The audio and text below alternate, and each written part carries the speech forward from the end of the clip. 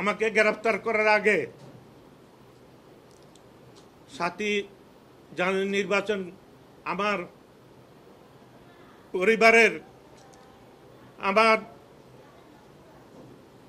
ভাই ভাতিজা ছেলে মেয়ে সন্তানদেরকে এবং আমাদের মেয়ের জামাইদেরকে হয়রানি করেছে। কেউকে এলাকা থাকতে দেয় না এবং এই এলাকার আমার সমর্থিত নেতা কর্মীরা কেউ বাড়ি থাকতে পারে নাই।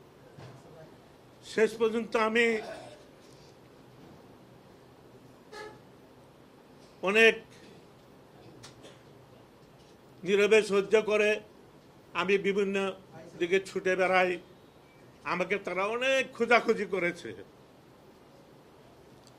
অনেক খোঁজাখুঁজি করেছে এবং আমাকে ধরার জন্য আমার পরিবারকে হত্যার হুমকি দিয়েছে, ক্রস ফায়ারের হুমকি দিয়েছে। কাজে এই স্বৈরাচারী সরকার জঙ্গি নাটক ভালোই জানে।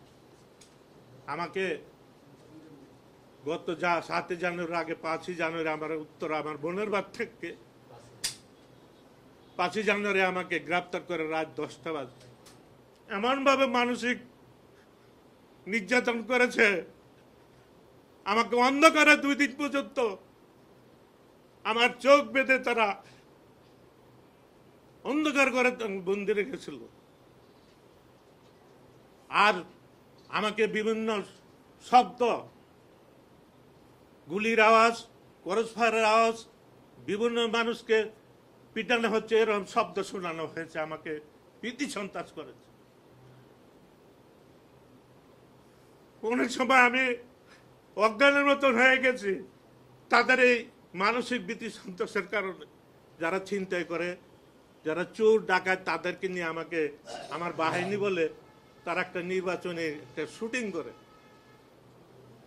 এই যে জঙ্গি নাটক এই সরকার একের পর এক করেই যাচ্ছে। বরঞ্চ আমি এই সমস্ত ঘটনায় কোনোভাবেই জড়িত নই।